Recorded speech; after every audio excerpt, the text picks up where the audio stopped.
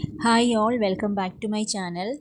This is the third part of the discussion on Kerala PSC DHS Nursing Officer examination held in 2023. In this video, we will go through the next questions, that is question 11 to 15, and we will see the detailed explanations. So let us start. Question number 11. Name the type of principle in which the part of the personality id operates.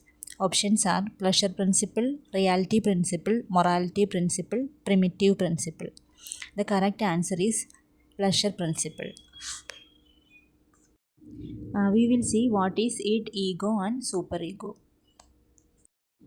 Id, ego and superego are the three parts of personality proposed by the psychologist Sigmund Freud. Now we will see each part in detail. What is id? The meaning is the instinctive unconsciousness part of the mind that seeks immediate pleasure, that is guided by pleasure principle. Example is I want to eat the cake now. So to make us happy, suddenly we need to do the action. That's what id means. Now, what is ego? Ego means the rational part that balances desires with reality. It is guided by reality principle. Example, if I will eat the cake after dinner, that means what we are doing in the real life. That's the ego. The super ego is the moral part that judges right and wrong based on values and conscience. It works on morality principle. Example is I should not eat the cake because I am trying to stay healthy. So the answer is pleasure principle. That is it works on pleasure principle. Next question. Name the defense mechanism in which instincts are channeled instead of being blocked. The options are compensation, sublimation, repression, regression. The answer is sublimation. Now we will see the options in detail. Compensation means covering up a weakness by excelling in another area. For example, a student who is poor in sport studies hard and becomes the class topper. That is compensation. Now, what is sublimation? Sublimation means channeling unacceptable urges into socially acceptable and productive activities. Example, a person with aggressive feelings become a boxer or athlete. Next, repression. Repression means unconsciously pushing painful or unpleasant thoughts and memories out of awareness. Example, a person who experienced a traumatic accident cannot remember the event, forgetting painful childhood experiences. Regression. Regression means returning to behavior typical of an earlier stage of development when under stress.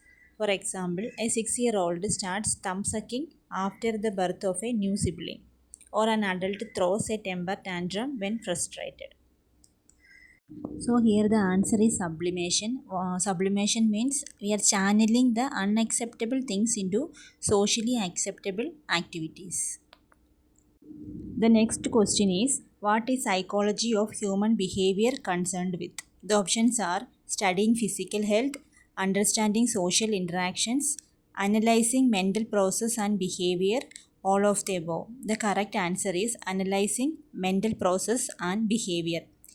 What is psychology? Psychology is the scientific study of human behavior and mental process.